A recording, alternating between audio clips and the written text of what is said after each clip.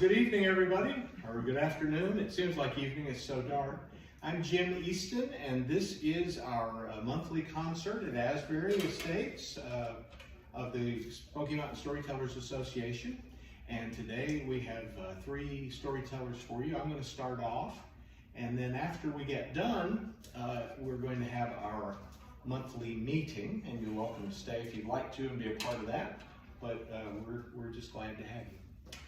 I want to start off telling you a Christmas story. But I have a question to ask first. How many of you have noticed that we're beginning to celebrate Christmas earlier and earlier and earlier and earlier? I mean, it's Halloween and Christmas, 4th of July and Christmas. That was not the way any of us grew up. When did you guys start celebrating Christmas or getting ready for Christmas? Not until after Thanksgiving. At least after Thanksgiving, sometimes the beginning of Advent, which is at least a few days later. Sometimes it can be a whole week later. Anybody later than that? You know, the church calendar begins Christmas when? Christmas Eve. And you celebrate for 12 days. That sounds familiar to everybody. And those are the 12 days of Christmas. It includes the New Year. It goes all the way to Epiphany, which is the celebration of the coming of the wise men. And unfortunately, though, by moving Christmas earlier and earlier and earlier, don't you pretty much the day after Christmas say, I'm done with this, and the tree comes down, and the presents, and it's all over, rather than just beginning. But it wasn't always that way. And many, many years ago in Germany, there was a family that celebrated Christmas according to the church calendar. And it was back in the days when they didn't have electricity. And maybe some of you, none of us really here are old enough to remember this, but you may remember your parents doing it. They didn't have electric lights on a tree. How did they light the tree? With these candles, these dangerous, terrible idea of these little tin clips, and you put the little candles in it and you put them on the tree and lit them. And nobody in their right mind would do that today, but that's how they did it. And so a long time ago, this little family went out on Christmas Eve and they got their little tree.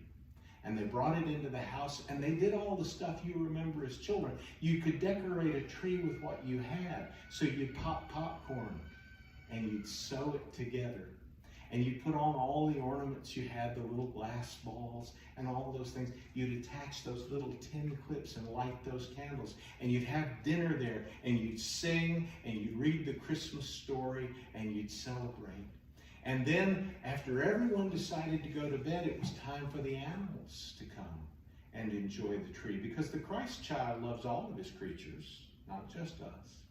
And so this was the night when the dog didn't chase the cat, and the cat didn't chase the canary, and all the animals could come in, and the little canary would flit from branch to branch, and the tabby would look up with those big black eyes, and the dog would lay there contentedly looking at the tree, and even the mice could come in, and no one would bother them.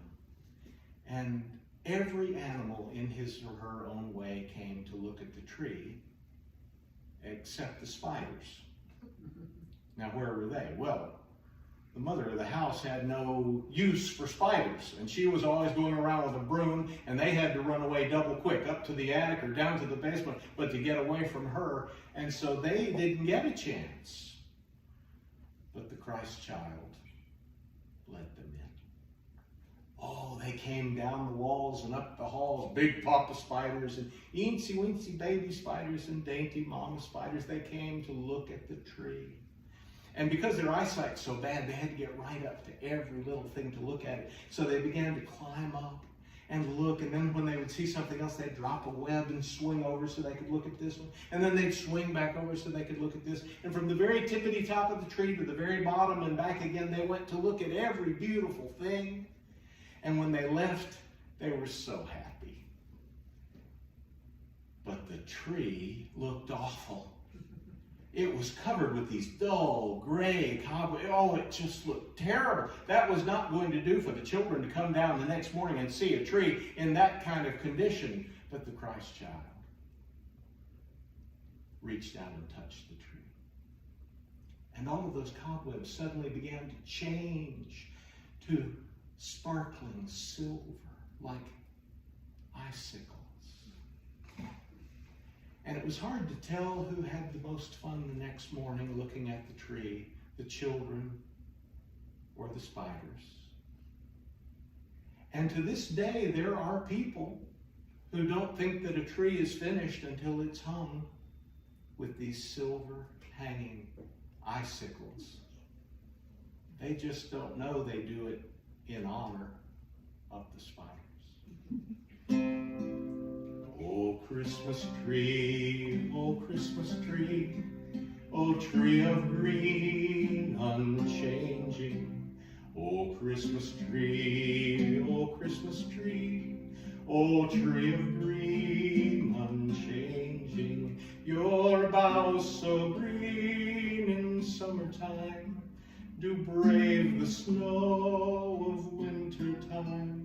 Oh, Christmas tree, oh, Christmas tree, oh, tree of green, unchanging. Oh, Christmas tree, you set my heart a-singing. Oh, Christmas tree, you set my heart a-singing. You're like little stars, your candles bright bring to the world a wondrous light. Oh, Christmas tree, you set my heart to singing. Oh, Christmas tree, you come from God eternal. Oh, Christmas tree, you come from God eternal. A symbol of the Lord of love, whom God to us sent from above. Oh, Christmas tree,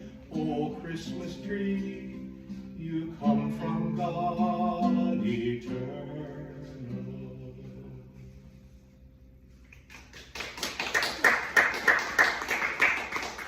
So I want to read something for you that will sound familiar.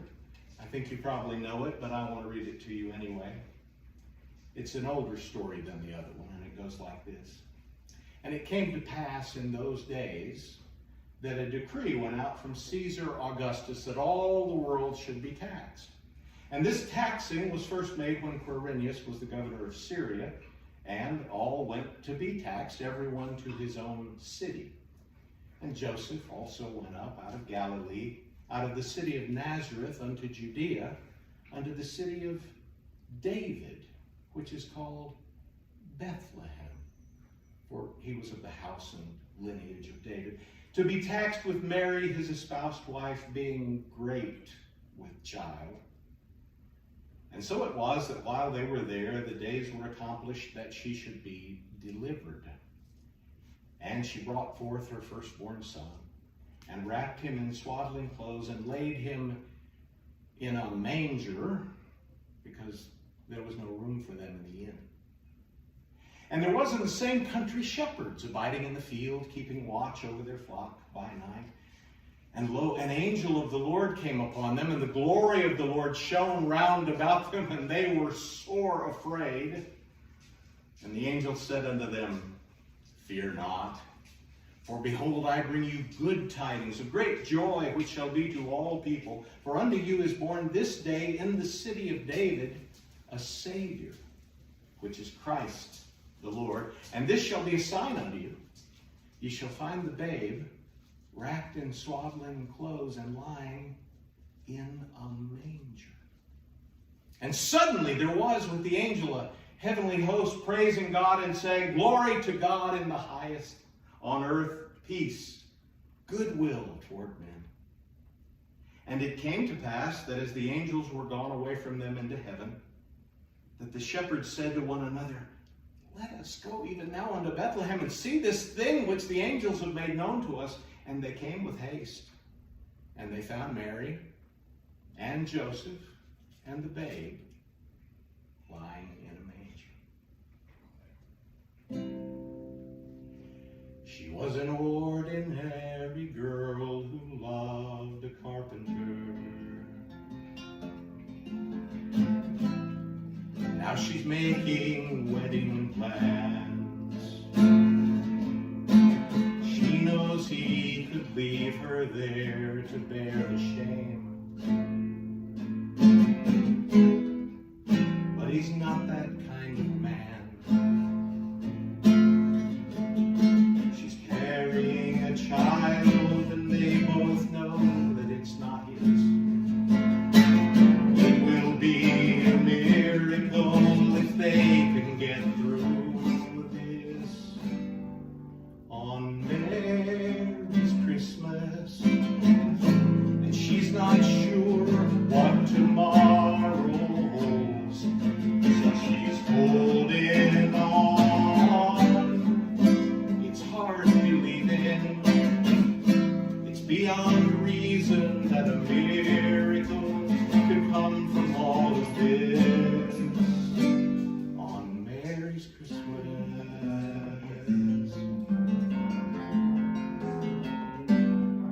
Now people love to talk and how those rumors spread. They just can't understand how precious is a newborn child, a priceless gift. No matter what the circumstance, she's been told the child she holds will be a king someday. But tonight he is her baby boy, and the world will have to wait. Because it's Mary's Christmas, and she's not sure what tomorrow holds. So she's holding on. It's hard believing, it's beyond reason that a miracle could come from all of this. On Mary's Christmas. On Mary's Christmas.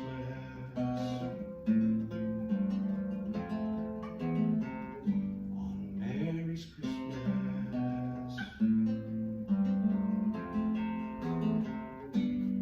She was an ordinary girl who loved a carpenter.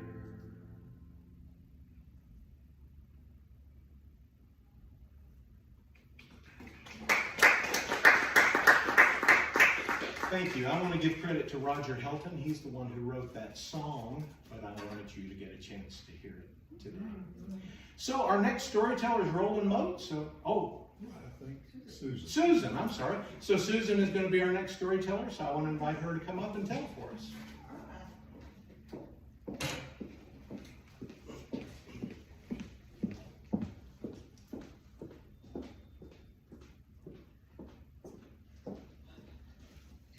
Well, there's several ways I could go, but I think I want to go this way. Outside a very large city, up on a hillside, there were 3 trees. They were cedar trees. They wanted to grow big and tall and strong. They were little then. They talked about their dreams. One tree said, I want to be turned into a throne and gold laid over me. And there a mighty king will sit and rule the land. The second one said, oh, I want to be even larger. I want to be a ship, the lead ship, the warship that a mighty king will walk its planks and conquer the world. The third one said, I just want to grow and grow and grow, and I want to be the tallest tree in the forest, and when people look upon me, they look so high into That's my dream. Well, a little bit of time passed, and an axeman came up the hillside, and he spied the first tree. He said, "This will do. I'm not very big. Please don't take me." But with a great big axe, he felled that little tree, and he dragged it down the mountain. The second tree and the third tree, they waited. They got bigger, but the second tree didn't get much bigger. And another axeman came. He looked at it and said, "This will be just right for what we need. There'll be enough wood for it. I'm not big enough to be a mighty ship." But again, the axeman's blade fell the tree. Wasn't much longer till two axemen went up the trail, and they saw the tree that wanted to be the tallest in the forest. They said, "Well, it'll do. We don't have to have much, but that'll get the job done." And with their blades, they felled that tree. Now the first tree, he was shaped and molded. He was cut into thin strips of wood, and he was turned into a feed box. Hay was put in him. The cows ate from him. And he hung his head. How did I come to such an end? But then one night, a magnificent star appeared, and angels were singing, and a woman gave birth and laid her child in his box. And in that golden hair of hay surrounded him. And the little one thought, "I am a throne, for the greatest is lying here." Many years later,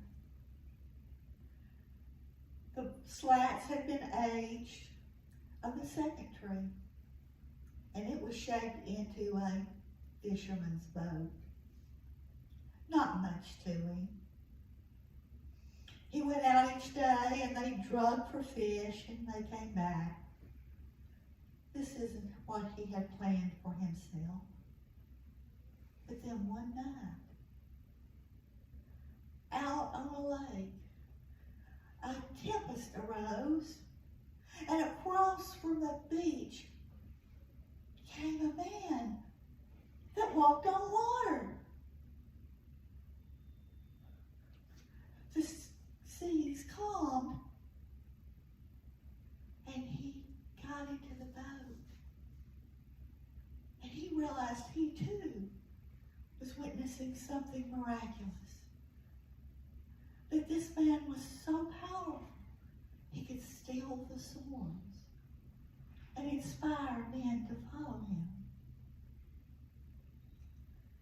The third tree,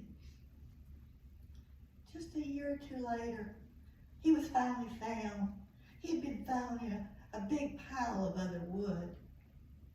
He had lain there for over 20 years and just had been ignored. And then they drug him out and they split him 1/3 to 2/3. And they took the 1/3 and they went across him and they took spikes and shaped him. They took him out to a man who had been beaten. Blood was running down his face. Thorns were in his head, and they made him carry that little tree. And the little tree, he said, "Oh, this is horrible. How can men do this to other men?"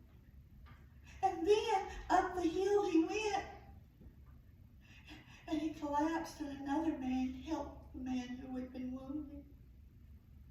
And then they put him standing up in the ground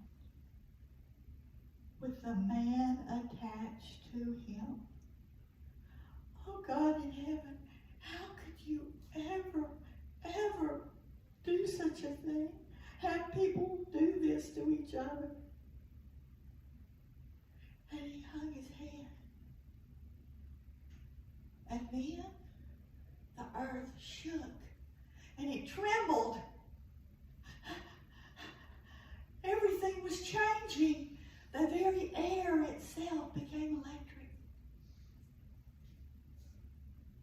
And 3 days later, he could feel the life come back in this earth. Well, you know, God has a miraculous way of dealing with things. Each tree did get their wish. The first one held the King of Kings.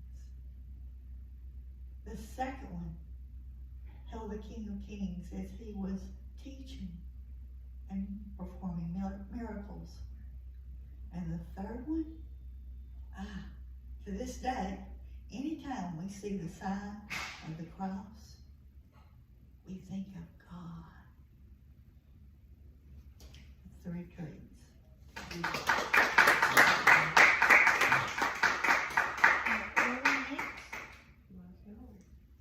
Hey, you got a story ready? I have one, and you've got another one. If it's needed, I'll ask if it's needed.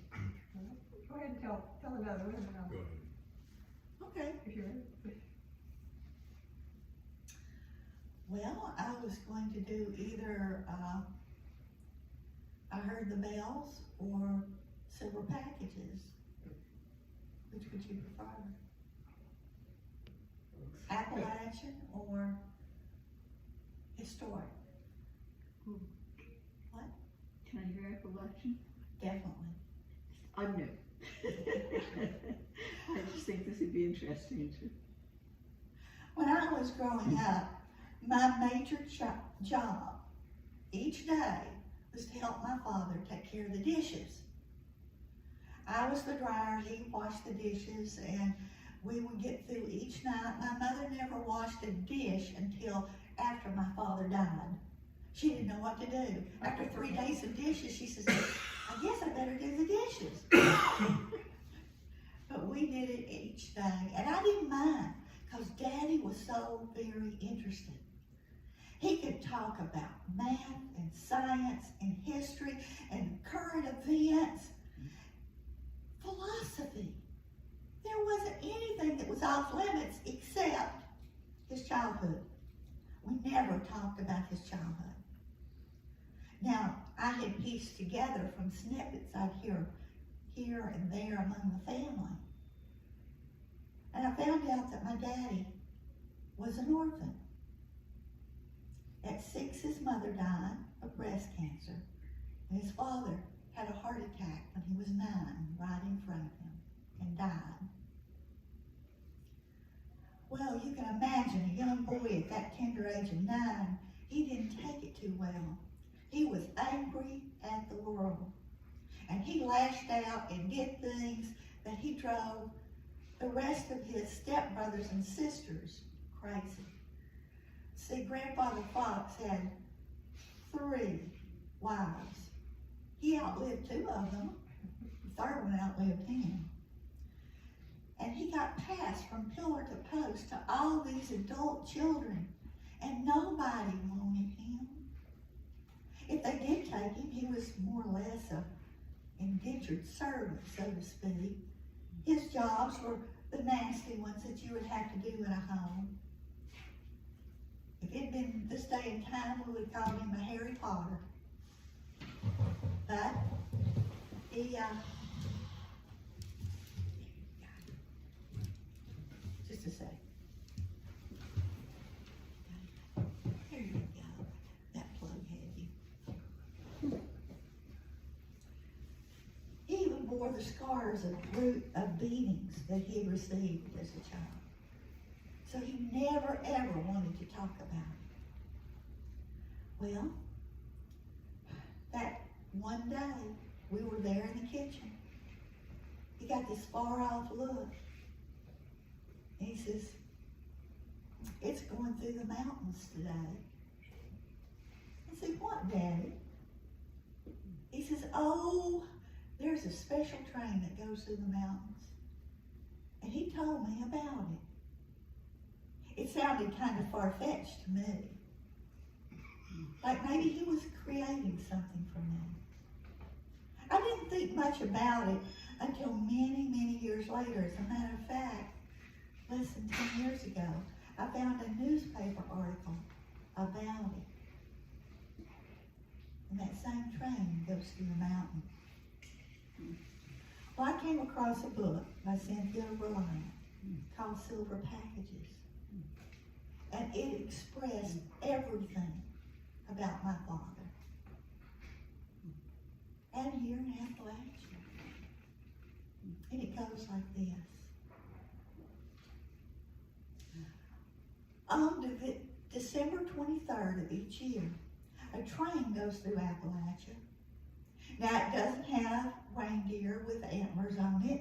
It doesn't even have a man in a jolly red suit and a long beard. But for the people in Appalachia, it means everything. It's the Christmas train, and it's everyone's delight. From the time a child was born till it learned to crawl and it learned to walk, it learned to stand by the railroad tracks right before Christmas and get one of the packages that would be thrown from that train. That train was everyone's delight. Now, how it all started is kind of iffy. Some say it was Betty Pritt, and some said it's old man Cruikshanks that found a wealthy man who in his car had gone over the edge into a ravine. The man was broken, bleeding, and scared, as well as freezing. They took the man and took them to their home. They didn't send for a doctor because the nearest doctor was over 50 miles away. If they would have to go on foot in snow that was past their knees. By the time they got to a doctor and brought him back, either the man would live or he will have died anyway. So they took good care of him. They took very good care of him. And finally, he was well enough that they took him down to the railroad tracks and put him on a train to go back up north. Before he left, he pulled out his wallet and he opened it up. And there was more money in that wallet than most of those people would ever see in their entire life. But they all said no, we were just doing the right thing. Go, have a good life. And the man left thinking he owed that community a debt. So the next year he planned all year for the next Christmas. He hired a train. And he loaded that train from the bottom of each car to the very top. Presents for boys and girls all along the tracks there at Appalachia. As they would come around a bend, the train would be belching smoke, and there'd be crashing and sounds, and the whistle would blow, and everyone would shout hooray, and more than one mother would stand there with tears running down her face. Because for many of those kids, that would be the only present they would have that Christmas. Well, one year there's a little boy right beside those train tracks. His name was Frankie. He was cold. He was shifting back and forth because his shoes, well, they had a hole in them, and he didn't have any socks.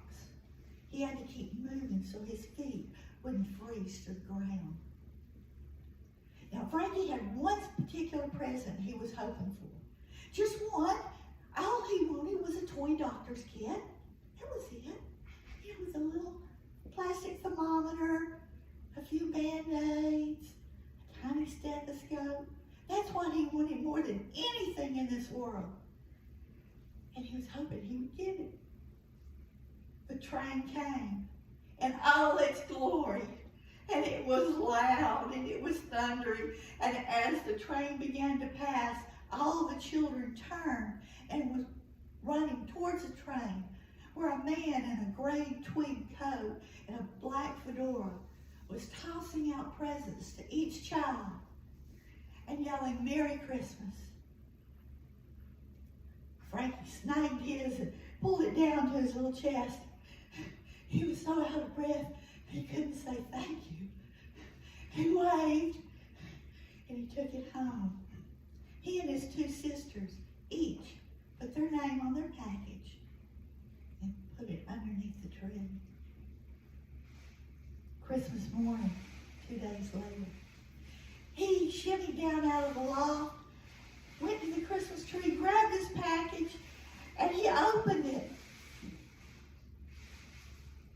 But it wasn't the doctor's kit. It was a toy holster with a little gun and 3 pairs of red socks. The socks kept his feet warm. He played with the toy gun, but it was all he could do to keep the tears from falling. Well, the next Christmas found him standing there again. This year I'll get the doctor's kit. The train came, the man was there, all the children were running, packages were tossed out, he grabbed his, put it under the tree. This year it'll be the doctor's kit. When he opened it, however, it wasn't. It was a little car with doors that swung open. It had a little flashing light. He played with it. And inside were a pair of mittens. His hands had been so cold. And now his hands were warm and his socks were still good. The next Christmas and the next for many years came. Each time he got all kinds of wonderful gifts, games and toys, tops. He also got a hat, scarves, and more socks. Finally, Frankie had grown up, and he became Frank the man. He left Appalachia and went into the big city, and there he studied and learned. He became a different type of man. But after all his studies, he thought about the people he left in Appalachia. And he realized he had a debt to pay. So he went home. The fall passed, and it was time for Christmas. Everyone in the whole community was standing by the railroad tracks. There was, you could taste the anticipation in the air. The kids, when the train came, they started chasing the train. It was all Frank could do to keep from running as well. He chuckled at himself. This year he could say thank you to the man. And just as he was going to do it, he saw a little girl. The man had tossed her a package, but instead of her catching it, it fell onto her feet, and she tripped over it there in the cinders, and she cut up her knees, and they were bleeding, and she was holding her package and crying. Frank just waved and ran to the little girl.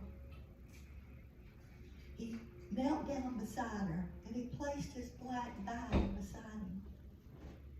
He lifted the little girl and placed her on his knee. He reached into his black bag and pulled out some antiseptic. He started cleaning her knee.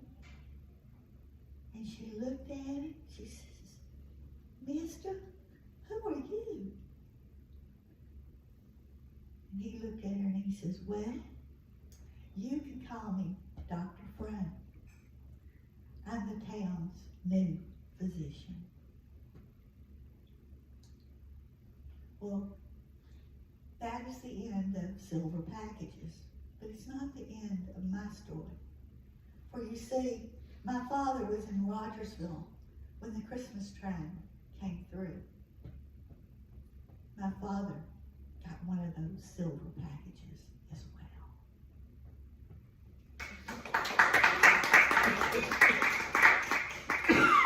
The train still goes through. The old man has died, but his children are bringing the train to Appalachia each year. Only it's now the weekend before Thanksgiving instead of December 23rd.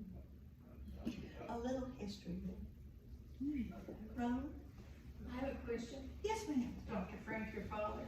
No. No. My father's name was Father. But it touched me because here you've got a community who was in desperate need for a physician, but through the kindness of a man, got their physician. So it's definitely a story of paying it forward. And my father, for him to have been such a bitter child, was a fantastic father.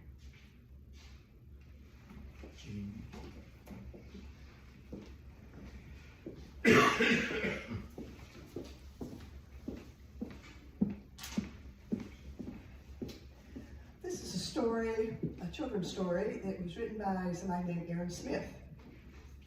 And it's called Cow and the Christmas Prize. Once there was a cow. He lived on a farm. There was a big barn with a stable, and in the stable there was a chicken and a horse and a pig and a cow. And one day it was snowing, big flakes coming down all over the place. And cow went out of the barn and started walking across the field, as cows have been known to do, and looked off in the distance, and there was a figure there in the snow.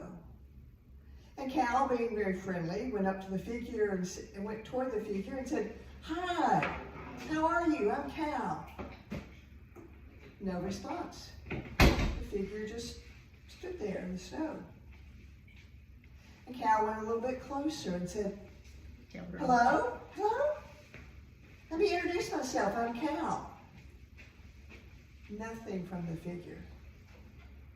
And suddenly Pig appeared, and Pig started laughing and said, "Cow, don't you know that's not a person? That's a snowman." And Cow went, "A snowman? What's that?" The children took the snow and they made this figure that looks like a person, a snowman. And I went, "Oh, I like the snowman. I like that idea." And Pig went back, and Pig said to Cow, "You know, the party's coming up soon. Don't forget, if you're going to stay out here, there's parties coming out soon." But Cow said, "You know, I'm going to try something." And Cow took some snow and started moving the snow around and had this funny looking thing. It looked like it had maybe 4 legs, really sort of 2 stumps, and a piece across the back and a head, and Pig came out and said, "What is that?" Cow said, "Well, it's a cow." Pig laughed. "That doesn't look like a cow. Maybe a camel, but not a cow." Cow says, "Well, you know, I should know what a cow looks like since I'm a cow, but I've never tried to make anything out of snow before. I'll try again." Well, Cow started sculpturing something else out of the snow, and Pig got bored and said, "It's time for the party, Cow. Come on in." And Cow just stayed there and was working away, and Pig went into the barn. And there were all the animals. The farmer had decorated the barn for Christmas. There was a tree, and there were garlands hanging from the rafters, and they were ready for the party. There were presents under the tree. And they started talking about what Christmas meant to them. Chicken said, well, Christmas is about family and friends. And then the goat said, no, it's about food, lots and lots of very good food. And horse said, no, it's party, party, party. And pig said, it's about presents, lots and lots of presents. And speaking of presents, pig went over the tree and picked up a big box and handed it to chicken. And chicken opened up the box, and inside was a scarf, a green and yellow scarf. And chicken wrapped it around its little skinny neck, and again and again and again, you could barely see chicken's eyes. And said, thank you, who's this from? And pig said, it's from me. And looked at pig had a scarf exactly like it. And chicken decided, even though the scarf was way too big for chicken, it would wear it anyway. And they started passing the other presents around. All of them celebrating. They got to the food. And every once in a while somebody would say, where's Cow? Let's go get Cow. Somebody go get Cow. And they went on and partied and partied and partied. And time went on and on and on. And they were having a good time. And finally they opened all the presents and eaten all the food. And were being very satisfied and very happy. And they looked under the tree and there's this one present that said Cow on it. And Goat turned to Pig and said, you know, we really ought to go get Cow. I hope nothing's happened. It's cold out there. Well, somebody should go out. They all looked at each other and thinking, nah, not gonna be me. And then finally, Pig wrapped that scarf around its neck and said, I'll go out.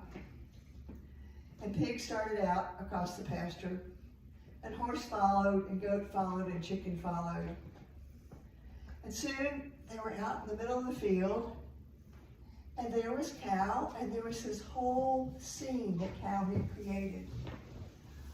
There was of course the cow that looked sort of like a camel, and there was a figure that looked like a woman, and a figure that looked like a man, and there was something.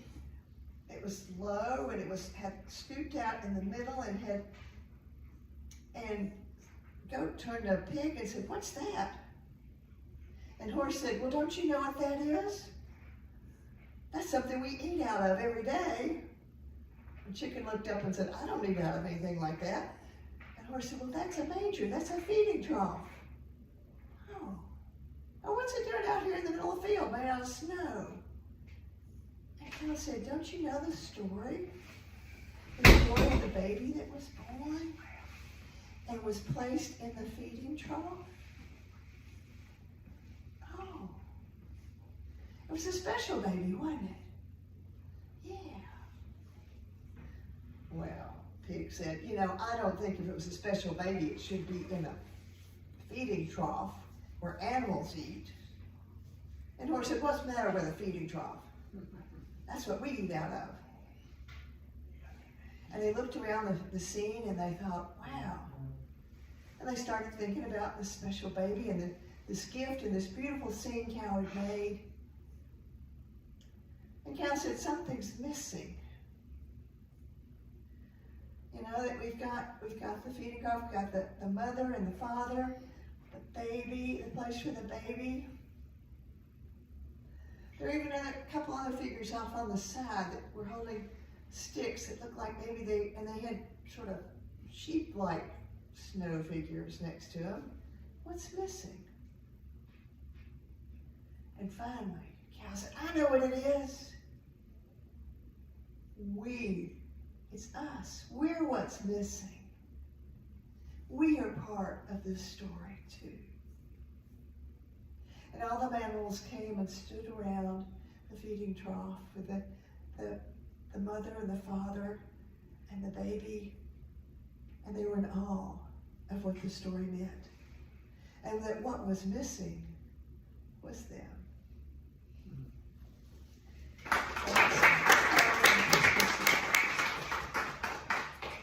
I'm trying to think what to tell next.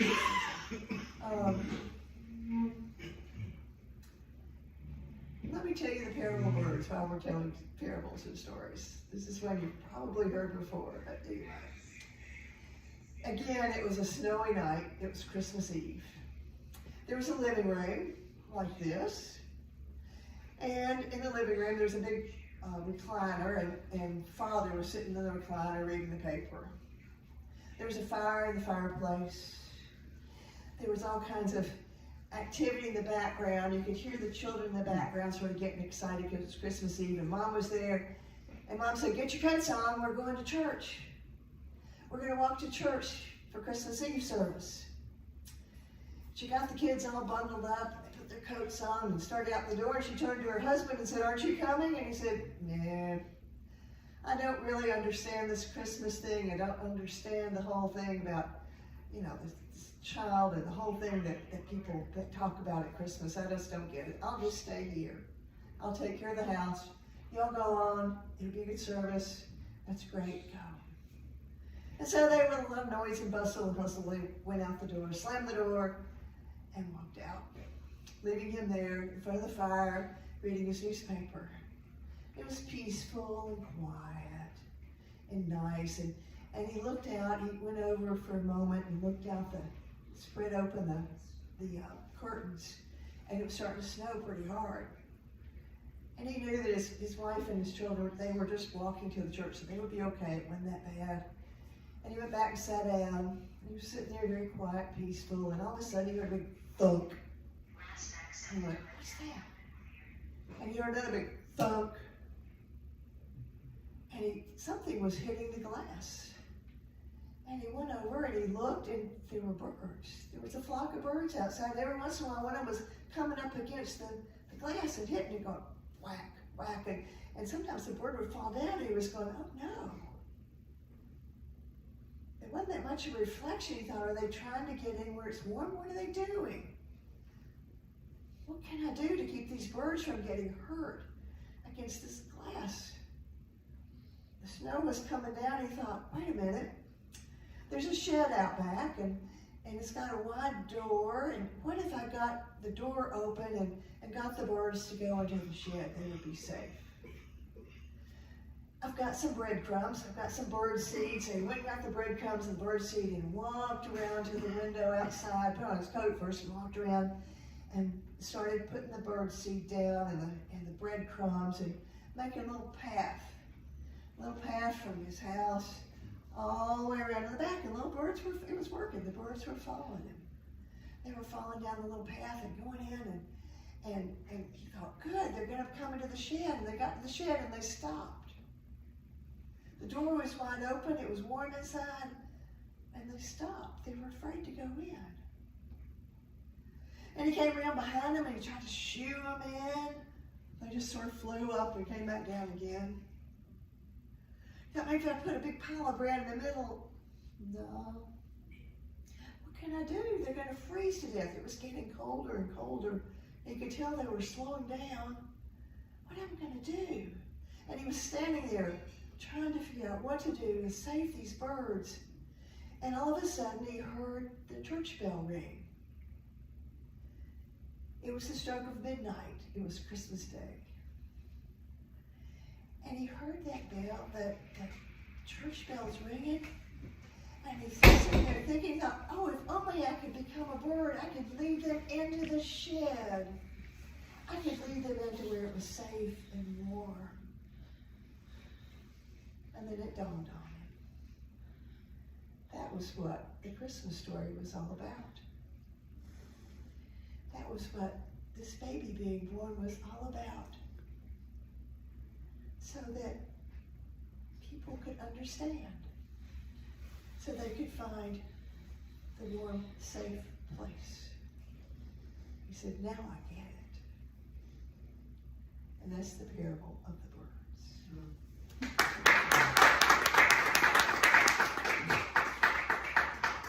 Thank you for coming to our storytelling from the Smoky Mountain Storytellers. We will be here on the second Sunday, we hope, in January at 2:30 in the afternoon. You're welcome to join us. We also are on Zoom for those who want to Zoom, and we'll post the recording on the YouTube channel. Upcoming storytelling, not here, will be at IMES on January 7th, I believe. And we won't be at the Smoky Mountains Heritage Center until March 3rd. But we will, if you want to be on our email list, I have a sign-up sheet. We can let you know what we're doing if you'd like to join us. We have several members here besides myself and Susan Fulbright and Jim Easton. Millie Sieber, who lives here now, is a member of our group, Merlin Mode, and there are others who are in the community. But thank you so much for inviting us into your space today.